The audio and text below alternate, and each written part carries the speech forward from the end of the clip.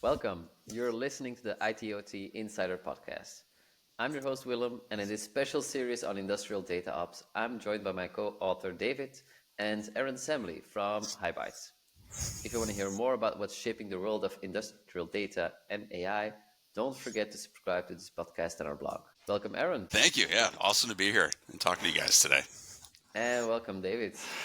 Yeah, thanks, Willem. I'm really happy to be introducing Aron today to our audience. So Aron started his career at Kepware, later PTC, and in 2020 he became the CTO at HighByte. So with over 15 years of experience in the world of industrial connectivity, we're for a very interesting talk. Aron, can you walk us through your career and introduce HighByte? Yeah, sure thing. So you hit the highlights there. So I think it's back in '08, I got out of school.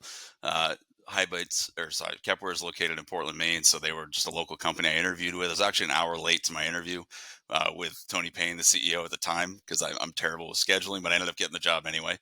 So that was kind of my on-ramp into industrial manufacturing. So it started out as a software engineer and kind of grew up into product management there. And then Kepware was acquired by PTC. I believe it was 2016, which is crazy. That was almost a decade ago now.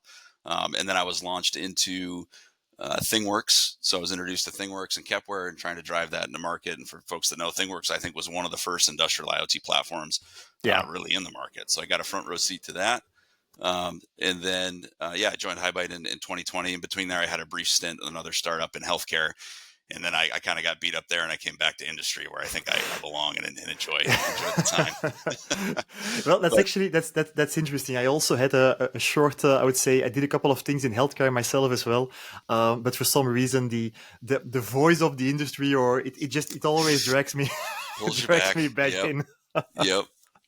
No, it's pretty cool, the breadth of customers and the breadth of spaces you get to see in industry. Like I always tell people, like we work with fish farms in Scandinavia and then some of the biggest oil and gas companies in the world, luxury goods. It's amazing the different sectors of the economy you get to interact with. So then I joined HighByte in 2020. So HighByte is, we're focused on industrial data ops. So a lot of the founding team came from Kepware at the time. Kepware, we felt like solved the connectivity challenge in the factory, connecting to PLCs, making that data available via OPC, but we never really put any context around the data. We'd always talked about it, but the main reason for it was there wasn't a lot of consumers back then of contextualized data. A lot of people weren't integrating with IT systems. Even standards like OPC UA, which had structured data in it, like we could implement it, but who was going to consume structured data sets? So when I joined in 2020, the hypothesis was like, hey, there's more consumers of data in the IT side. Data needs to be contextualized coming out of the factory. This is our hypothesis. And I kind of laugh because when I joined, John Harrington is one of the co-founders. You can think of it as like we're in a small shop. I'm sitting there coding all day trying to get this thing going. John is in conversations every half hour on the hour talking to all kinds of people about industrial data ops back in 2020. And I would say, with his pitch, which I heard hundreds of times, maybe he got through to 5 or 10% of people who would go, oh no, I understand the problem. Like I understand what's going on. Yeah. And we need this. Fast forward to today. I mean, you guys have a whole podcast you've done, I've seen kind of your sector analysis on the different parts of a data platform. Like the industry has just matured so much that now we have customers that call us and say, hey, we need to contextualize our data. Can you tell us more about these strategies? So I think we'll get more into what is industrial data ops, but it's really cool over the brief period of time to see how fast it's accelerated. Oh yeah, absolutely. The uptake is unbelievable, and typically, so I start this series with the question to I would say introduce your product and link it to the capability map. But I'll start with another question first, because in the first episode of this series, Willem asked me the question, David, what is DataOps? And because you now mentioned industrial data ops, Aron, I'm gonna ask you the same question. What is data ops? Yeah, so data ops it's an IT practice, right? That is linking data between disparate systems. So you can think of like MuleSoft is a great example, or Boomi is a great example of a data ops platform in IT. So you can synchronize SQL databases, you can connect ERP systems. So it's this idea of I can create workflows and move data between systems. So there's small teams at very large enterprises that would manage that tool set and link data between systems.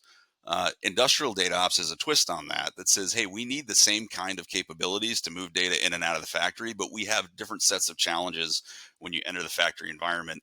Most prominent of which is like our data is not contextualized or in any kind of shape or form, unless you look at like, let's call them more modern companies that were founded by IT folks like a Tesla, right? Who look at data Yeah. as their product. A lot of historical manufacturers don't, right? We're trying to get product out the door. We're not thinking about our data strategy. That has changed, I think, in the past 5 years. But industrial data ops is the application of that discipline to manufacturing, with the addition of, hey, we have to connect to systems that are different, and we need to provide the context around all this data we have. Otherwise, we can't bring it up into IT because they're not going to be able to make any sense of it. Yeah, thank you. That's very interesting. It is. I also like the I would say the difference you're making. You make with these data first type of companies, like for example Tesla, and I've also had several discussions with them, and it's, I would say, they're a data company first, and they happen to also have physical assets where, yeah, the majority, or I would say almost the entire industry, excluding companies like Tesla and SpaceX. Well, they start with their assets, and that's how they start thinking of data as a byproduct, unfortunately. So it's up to us to change that. I would say to change that narrative. With your introduction, industrial data ops, I think that's a perfect bridge onto our capability map. Again, for those who are now just tuning in, a link to the capability map will be in the show notes. So we came up with this map because we wanted to have a meaningful conversation. We want to have a conversation not about just buy our product, but buy our product because we are very good at this, and this capability. Aron, can you walk us through the offering, your offering, and somehow try to link that to these capabilities, these 7 capabilities we've noted down? Yeah, sure thing. So I think, in my opinion, industrial data ops is still an emerging market. So conversations like this are really helpful to help people frame like what is this? I think if you look at where specifically we lay out in that map, we don't cover all of it. In fact, we cover probably half of it, and that's by design. And I can explain that kind of as we go. But certainly connectivity, right? So we can connect to all the different types of data sources you find in the factory. OPC being one commonly for machine connectivity, but historians, files are really common, believe it or not, especially in test equipment, file data. So we have to parse and translate all that into context, but MES systems, et cetera. So very strong in connectivity. Contextualization is like our bread and butter, right? So what we focus initially on is not just connecting, because we know that problem's been solved, but how do we connect and provide rich contextualization to the data as it moves up the stack. So that's our core modeling capability. Data quality, I believe we cover, but I'd be curious what your definition of that is, because it's years ago I read this book called Zen and the Art of Motorcycle Maintenance, which if you've never read it is a great book, but it's most of the book is on like the definition of quality and really abstractly what it means. Specifically in manufacturing, you could say, quality is gathering the right data at the right time, contextualizing in the right shape, and getting it to where it needs to be. That's quality data.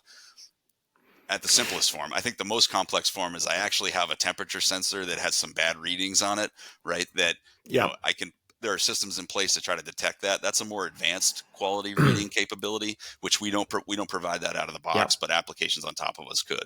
Yeah, absolutely. I think when I talk, or when we talk about data quality, we really mean the entire span here. Indeed, from having your basics right, having your right metadata, making sure you're actually connected to the right asset or the right sensor, really up until I don't know, going from this, I would say, bronze to silver layer. So from really your raw data to validated data, filtering out your spikes, filtering out your noise, all these type of things. But indeed, it's also an emerging capability. Yeah. Yep. So I would say we cover that. Data broker, and I think the other one was, I'm reading some notes here, so I remember storage. So we do provide MQTT as a broker, so you can use this as an on-site movement of data. That's, again, is not our bread and butter. There's enterprise brokers that do that better. In storage, we don't offer any storage in the platform, and we don't do that because, along with analytics visualization, we don't cover either, because our challenge there is we feel like industrial data ops is this very specific layer of I need to connect data, contextualize it, and get it to the systems that need it at scale. And if we start to, and this is a challenge on the R&D side when we develop, people are like, can you just add a chart so I can graph some stuff? Yeah. And it's like, Yeah. could I do it? Yeah, I could probably turn it around in a day. But as soon as I do that, Yeah. suddenly all the requirements come rushing in for a visualization platform, and we're never going to be Grafana. We're never going to be best in class. So we like to spend, we think the industrial data ops market is big enough that we can focus enough of our attention there and allow other products that do better at analytics and visualization to leverage those data sets more effectively. Because the other thing, you look at visualization companies and they'll provide some level of connectivity, but it's generally not, as full and as rich as you would need in industrial data ops. So those are areas that we, maybe someday we'll do it, but historically, we're trying to fill out that. We're trying to be the best in the market at industrial data ops, and we think that capability isn't necessarily included in that category. The last one would be data sharing. I think that's also our bread and butter. So we don't contextualize and put together data for ourselves. We're doing it for other IT systems and platforms, whether that's Seek, and any, you name it, any platform that sits on top of us. Okay, well, another question I have. Usually we keep that one for later, but since we're not talking about the data platform, this is our first iteration of it, our first thought in it. How would you change it? Would you add something, remove something, change something? Oh, on the data? No, Or does I it think look great the way it is now? I'll take the compliment. yeah, no, it does look great. Yeah, no, I think you covered all the capabilities, and all of those are like requirements, not requirements, but questions we've been asked, right? Can you add storage? And I think our answers there is we try to leverage what existing. So when the storage question gets asked, right, we have connectivity to Pi, to Influx, to Timescale. If you want to take your UNS and take part of that and historize it, you can push it to that existing historian technology you have in the factory, and then we can have an API that pulls that data back out or pulls out averages to use, in some kind of contextualized data flow you have upstream. So the idea is, because one of the challenges is if you come in and say, okay, I'm data ops, I'm going to layer on top of your existing industrial environment because it's heterogeneous and kind of a mess, right? But I'm going to provide an API layer on top of that. But if I also have storage and visualization, I'm going to start to compete potentially with some of the other solutions you already have in the factory. And if you're trying to roll out a data ops strategy, and next thing you know, you're at a factory in Illinois fighting over what the SCADA system is going to be, you just got dragged down in your hole. What you're trying to accomplish. You're not trying to rewrite their SCADA. You're trying to enable enterprise-wide use cases on top of the data they already have. So, Aaron, data ops still is very, let's say, fluffy, non-concrete, vague for a lot of people. Like we said, in manufacturing, Yeah. you brought a use case, maybe it can become something a bit more concrete for most people. Yeah, I love to be more concrete, less abstract personally. So like I'll give you a really simple example a lot of people can relate to. So we have a really large industrial customer that has like hundreds of warehouses across the states, right? Or the world. In those warehouses, over the last decade, they've implemented AGVs, or autonomous guided vehicles, right? So one of the challenges so these are robots that are going around picking up parts and moving them around. One of the challenges they have with that a lot of people can relate to that have had a Roomba or other, robotic vacuum devices, they get stuck, right? Stuck under a chair, stuck in a corner. So these AGVs are no different, but they're just more expensive. So you can imagine large AGV is stuck in a corner. It's supposed to be doing something, but it's stuck. That's downtime for a warehouse, right? You can consider that down. It's supposed to be doing work. So that was their challenge. You dig into that challenge, and the issue is that, well, they actually have like 3 or 4 AGV vendors across all of their factories. So it wasn't like an enterprise-wide purchase. One AGV vendor has Modbus, which we're all familiar with in industry, right? Another one has OPC UA, and then another one implemented Sparkplug B over MQTT. So these are just different interfaces to get access to the data. These AGVs are all doing the same thing. So what they did is they built a use case really simply that monitors. So they built a data model. They said, what data do we need to be able to detect if one of these things is stuck? So that's what we call a data model. The data model is, current location. Is it currently in production or not? Is it sitting on the sidelines, or is it supposed to be doing something? When's the last time it moved? Really simply, right? And there's more data to it than that, but those are a couple data points it needs. So you send with data ops, you send that data model to the factory, with the HighByte there, and the message is, hey, here's the data we need. You hook it into your factory systems where the data is coming from, whether it's Modbus, Sparkplug, or OPC UA, hydrate the data model, and then send it upstream to this AWS Lambda function that we have that they wrote. one time, right? That Lambda function processes all the data from these AGVs coming in, detects when one's stuck, and then sends a message back down to the factory to say, hey, AGV X is stuck in this corner. Operator gets that through their local SCADA system. Let's say it's ignition, alert comes up, they go find the AGV, kick it, it's back in production. That's a really simple, it's a simple use case to understand, but it highlights all the challenges of, hey, it's a use case that scales across the enterprise, but all of my factories are different. I can't deal at the enterprise level with those differences. I need that layer in there that OT can work with, but then IT can manage to enable these use cases that drive real ROI. Like, we're not moving data for moving data's sake. There's a real financial number behind that use case. And it's a really interesting use case, and I would say a non-standard one, because typically we would talk about standard industrial assets connecting somehow to, I don't know, predict pump failures or something like that. But I can imagine this robot being stuck somewhere in a corner. You mentioned IT versus OT, like in this type of companies, especially in logistics companies. I would say the intersection, or I would say the boundary between IT and OT must be very thin, because if you are building or running warehouses, they should probably be very tightly integrated into their ERP system. So what did you, I would say, encounter there? Was this an OT-led initiative? How did collaboration go across these lines? Yeah, that's a great question. So there, they actually had a team that I would call it. They didn't label themselves this, but I would call it a DataOps team. So the idea, the long-term vision of industrial DataOps is, for a large manufacturer, you probably have a team of half a dozen people that manage these DataOps solutions, and that was the case there. So that team includes both some folks from OT and IT knowledge, right? And that our most successful customers have that. Again, they don't call them DataOps teams, that's what you see. And what they basically have is, like, they have the tooling in place, and then they think of it as a backlog of potential use cases of, okay, this is one of them. It's the AGV use case. Well, we have this other one around scrap reduction on our rolling machines, right?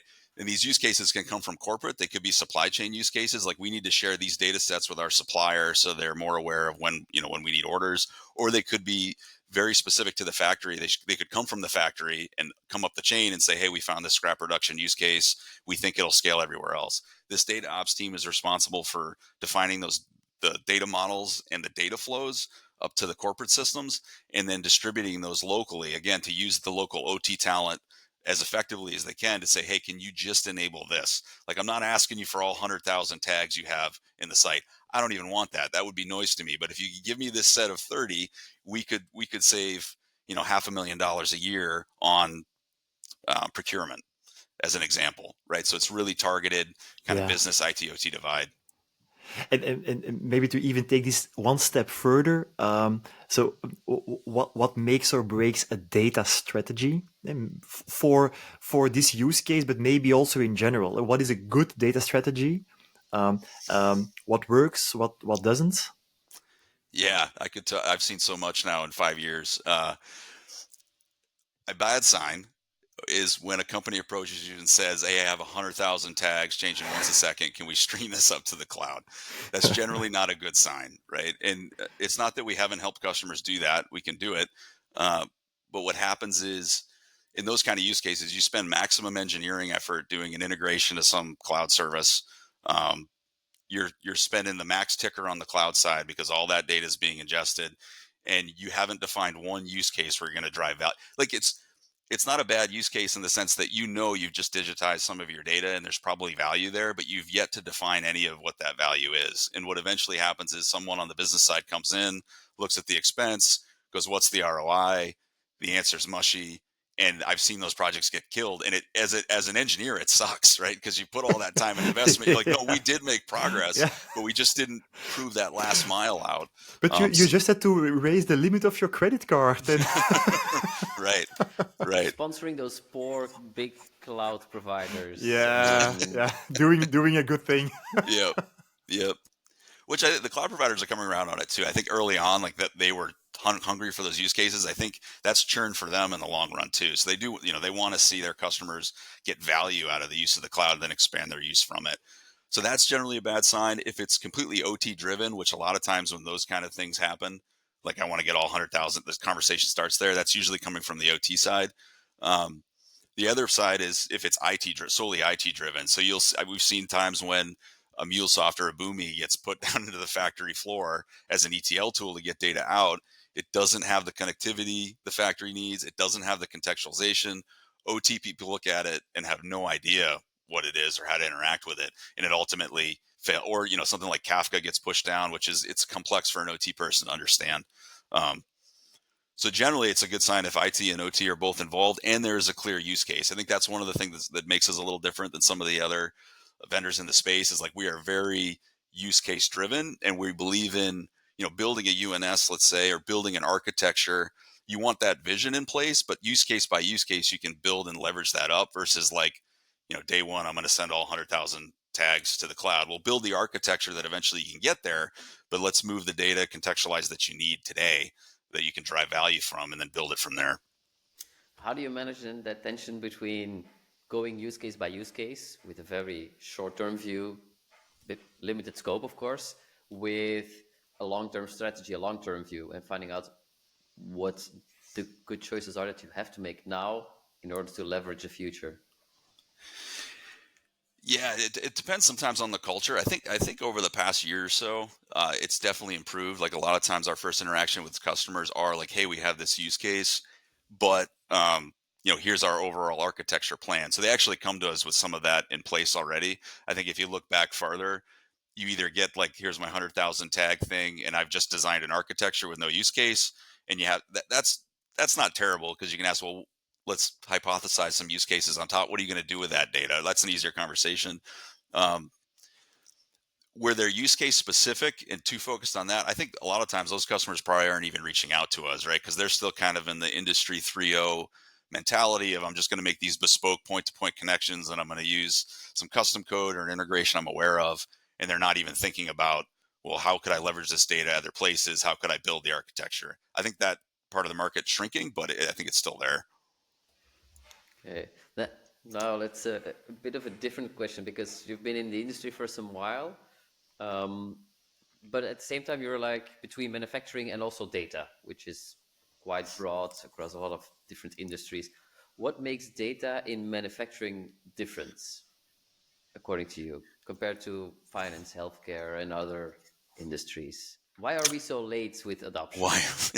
Because we're focused on units of output per square foot and not and just getting the job done. Yeah, I think different industries are like different segments are in different places. I think discrete is probably farther behind than most because it's more people process. If you look at batch, like pharma's example, they're probably farther along in digitization. So it does depend somewhat on industry.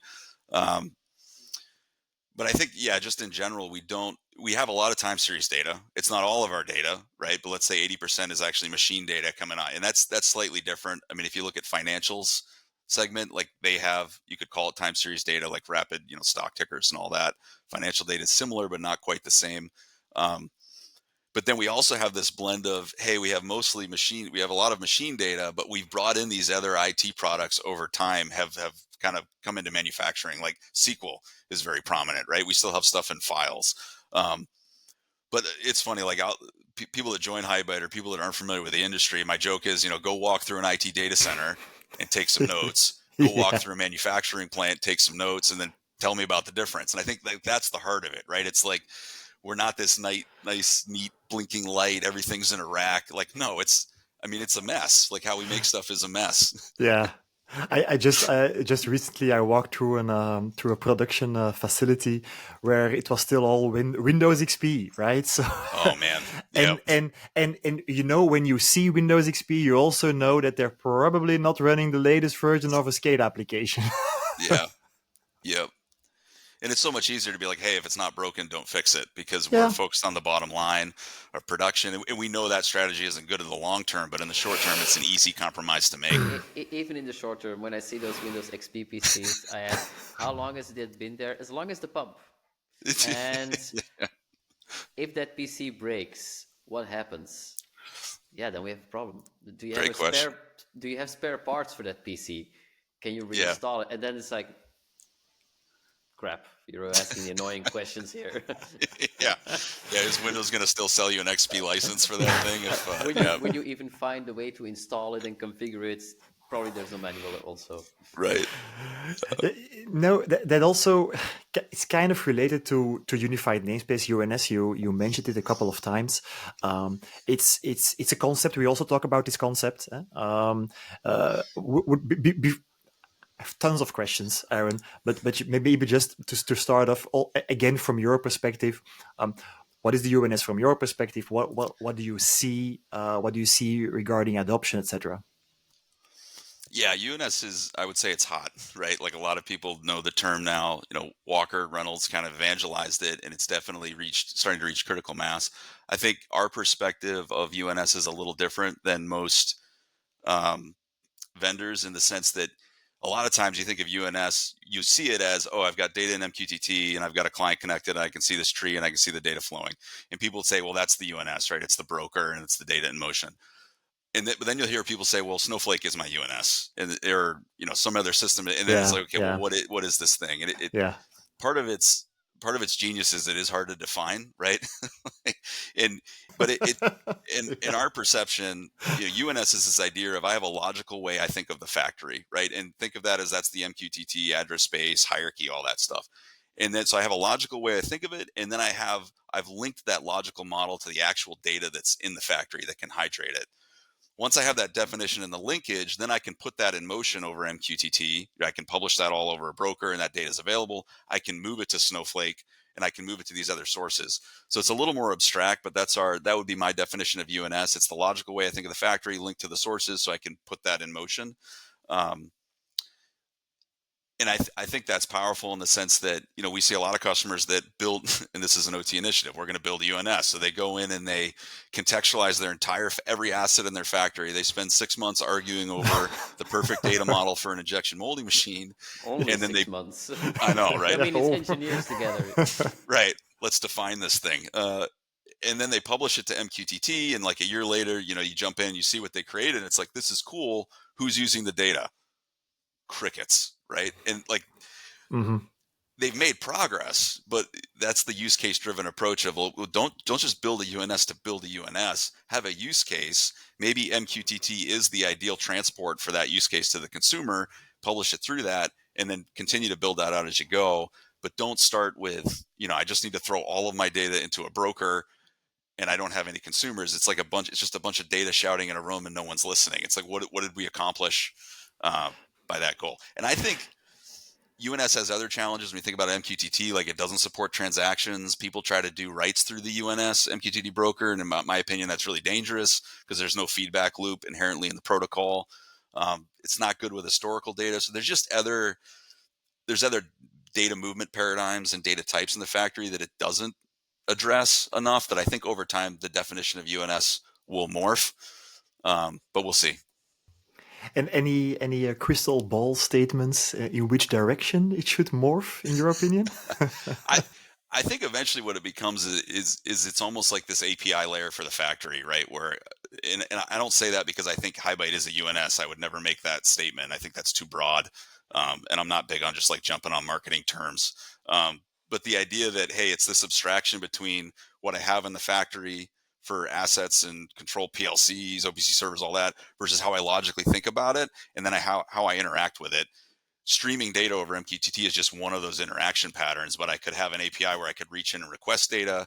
I could change set points, for example, and do pull historical data, other means, but more holistic in terms of all the data patterns we see in the factory. That's an interesting one. I want to ask you another buzzword. Well, artificial intelligence obviously is one, but I saw you writing a post on LinkedIn on edge AI. So that's two buzzwords: it's edge computing and artificial intelligence. Right. And you also said you're bullish on edge AI. So. Again, same question. What is edge AI, and why do you think it has such a great potential? Yeah, I'm excited. We'll see. Like I'm bullish, but we'll have to see by the evidence, right? But we are getting pulled into a number of initiatives around the use of edge-based AI, specifically around operator assistance, which I'm excited because, like in the post I mentioned, a lot of initiatives we've had, over my career are all about getting data out of the factory and better planning, better predictive maintenance. They don't necessarily help the operator who's sitting in front of the line, right? And I think Edge AI lowers the tech barrier of entry that an operator could actually benefit significantly from it. So I'm excited there. I think edge-based AI is the concept of, what you're doing in ChatGPT, but I want to run that locally. And the reason I want to run that locally is because there could be a lot of IP in leveraging this and feeding it the right data to make, interesting, meaningful output. And if I do that with a global, an LLM owned by some large tech company, could they just rip that off and then go scale it to all my competitors really quick? So I don't want my industrial data going out to the factory while I figure this out. Yeah. So I actually want to run this locally in the compute. So I have, NVIDIA cards or whatever it is running these at the edge to experiment. And what's interesting about that is, we contextualize data for inside the factory, but also that layer on top with IT systems. For that internal contextualization, it really speeds up the need for that, right? Like I'm not just contextualizing data for IT consumers.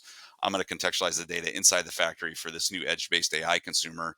And what's fascinating for me, where I think this is going, is you're going to have really hyper-tuned, agents, edge AI agents, and you're going to have to, from a data ops perspective, provide really specific data sets to really specific questions. And you're going to need the tooling inside the factory to do that, to say like, hey, a shift change, this is the specific data I need to feed into the LLM so it can have an inference on like how fast we're going to be able to speed up on the next shift. But those kind of curated specific data sets, which are use cases, and what, we're products like ours are integral to exploring that kind of capability to build that on the fly without needing to write code and do a lot of customization. So whether or not the LLMs can come up with meaningful results and not hallucinate, that's the open question, which we're trying to figure out. Yeah, because usually when we hear about AI in this space, it's mostly analytics, machine learning, those kind of AI applications. You're specifically mentioning LLMs. I was just wondering, like, do you have some concrete examples of how LLMs can work in a production environment where, knowing something for 95% usually doesn't cut it? Yeah, I think they can be suggestive. I'll call them suggestive agents. I guess I'll just make that word up. But the idea being that if the operator can go to this thing and ask simple questions and get like broad answers, right? Like that could be like, hey, I'm behind on my shift. What could I do to catch up, given what you've seen historically? And it could actually give me suggestions on things I could investigate. It's not going to do process control, right? It's not going to go change set points and all that, but at least assist me while I'm on the line trying to fill the hopper, do all this stuff. Like I don't have time to jump to the HMI and be like, click, click, click. Let me look. Like I don't have time. But if I can just ask this thing and get some kind of inference out of it, and in terms of what's going on to clue me in where I should look, I think those are the early use cases that could be really interesting. So we're not going to make ChatGPT closed loop applications. I would not. All my experimentation with it, I would not. Like 9 times out of 10, you get a great answer, and then you get like a cat meme, and you're like, I don't. Your PLC says does not compute. Right. I don't think that's not reliable enough yet. Yep. Although a cat meme from time to time in operations might also just maybe that's HMI, what you need on your yeah, HMI. on your Like, HMI. everything's going to hell. Here's a cat meme to deal with the stress. Right. I don't know how you would sell the business case, but might sell to the internal user. Yeah. That's Hey, awesome. at least we had fun while the thing exploded, Right. Just another question. Given, like you said, 80% of our data is time series data. I'm also expecting that we're going to see more and more variety in the type of data. So I'm hearing that lots of use cases even include video, audio, other types of data that are not only time series based. How do you deal with that in that data ops space in general? How do you contextualize those kind of things? Yeah, so we do a lot of use cases with like images, for AI and image recognition quality stuff. So typically in data ops, there's 2 ways you can do it. You can either move the data as binary, up to S3 or Azure Blob or whatever mechanism The other thing that's pretty common is you base 64 encode both images and video, and we'll stream that over HTTP and or sometimes MQTT as well. So there's different ways to, and when you base 64 encode it, then you can start to embed other metadata. Like think of it as a JSON payload. The file's base 64 encoded, but there's metadata around like what line it came off of, timestamps, that kind of thing. So there's different ways to slice and dice it. That's interesting, because then I would say the image itself is stored probably somewhere at the cloud provider. Do you also see the other way around, where you do the processing on the edge? Yeah. Yep. So you can also feed, depending on the infrastructure they have, you could feed that to local. And a lot of times that has more to do with fault tolerance. Like, if the cloud went down, doesn't happen often, but could you deal with it? Yeah. If not, okay, you need to run it locally. Do you have the compute and the hardware to run locally as well?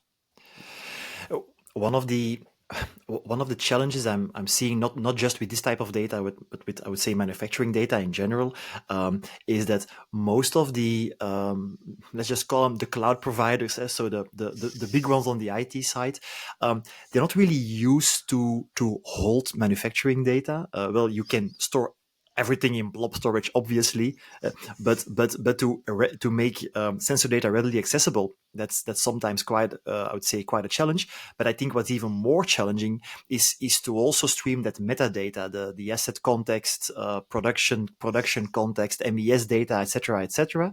So I'm just wondering, again, from your perspective, how is this? How is this right now? Is this changing? Do you see certain cloud providers moving towards some kind of a standardization, like what we already have for so many years? Let's put it the other way around. I have the intention, the feeling that we're kind of reinventing the wheel today for something we've kind of fixed 20 years ago in OT. Yeah. Yeah, I saw your talk with Twin Thread on this, and I think there is a challenge there, right? So that the cloud providers do store it in different formats. You are starting to see Parquet as a format for time series data start to emerge more. Amazon just added this S3 table support, which is Parquet under the hood. That is a standard. It's kind of like SQL though. You can format it in Parquet, and it's got a schema. You can format however you want, but you can open Parquet files. It is a challenge. My only take is that like the challenge we had in the factory, let's talk about like OPC servers of connecting to PLC protocols. That's hard, right? Writing PLC drivers is hard. I mean, I came from Kepware, like I know it. For all the HMI vendors to go write top quality PLC drivers to it was almost impossible, right? So what emerges is this OPC standard. Yeah. Companies like Kepware emerged because that was a really challenging problem. Like if I spun off one of my guys and said, hey, or one of my engineers and said, go write a ControlLogix driver, that person's gone for 6 months to a year, even if they're efficient, right? Like it's not easy. Yeah. When you get up to the layer of, hey, we've got contextualized data, in the cloud, but it's slightly different formats. Like it's not as big of a challenge to write a parser, be able to manipulate that. And I think that's part of why a standard doesn't exist today yet. That doesn't mean there isn't a need for one. And I totally agree that a standard would benefit that space. But I think that might be the reason we are where we're at today. And competition in the cloud providers as well. Yeah. Yeah. I have one last question before we wrap this up. You work with OT, you work with IT. I'm curious about your experiences in working with IT data teams, because usually they come from an environment working more with relational data, ERP data, and their tools and mindset are really centered around that, because that's where most use cases for them are. What are the difficulties in working with them when you're working in manufacturing? And how do you evolve that relationship? Yeah, the first challenge is you have to get all their lingo, right? So they're like data lake, data lakehouse, data mesh, you have to go chat GPT or Google all that to try to understand what they're talking. There's a lot of terms they throw around on the IT data side that are for some reason water related. Like I don't know, but water related data flows, all the analogies, yeah, pipelines. But typically the best, really smart folks, right? The best thing to do is just try to deliver the data in the format they're most familiar with. So maybe they want it through Kinesis data streams where they can process it with, I think Panda's one of the technologies, but whatever they're most familiar with, you're better off trying to meet them there than to force them down into the factory to deal with any of the intricacies that we have. So I think a lot of the times when we're dealing with, I guess they're less IT data groups. We're dealing more with like business units that have IT data folks on them. So being able to, maybe it's Parquet, but being able to deliver it in the format and the location that they're familiar with in their cloud storage mechanism, and not creating like a one-off new technology for them to learn. I think the other thing is, from our product perspective, like we're divided straight down the middle between OT and IT. So when we're on the floor and you're logged into the system, you can browse tags and stuff. You can drag and drop all the OT stuff that we're familiar with. That IT surface layer that we expose and the capabilities we are really familiar with the IT. So being able to containerize those and deploy us at scale, manage state, being able to observe like hundreds of instances that are running and be notified. So we play really well with both of those groups. And I think that's really important in an industrial data ops ecosystem. But specifically with the data, you're best off just asking them, what do you want? And then delivering it in that format and dealing with all the transformation and hardness on our side. I have 100,000 tags with 1 second resolution in my cloud, in my data lake, data house, data pool thing. Right. The answer to that is no, you don't. You actually don't, but you don't know it yet. Yeah, we should intervene. We should the bill. Yeah. Why don't we introduce the data jacuzzi or something like that? Right. Hey, Aron, was really great having you on the show. That's a wrap for this episode of the ITOT Insider podcast, where we again explored how to make industrial data work for us. So thank you again, Aron and HighByte, for sharing your insights, and to our listeners for tuning in. If you enjoyed the episode, don't forget to subscribe at itotinsider.com and leave a rating. And see you next time for more insights on bridging IT and OT. And until then, take care. Bye-bye.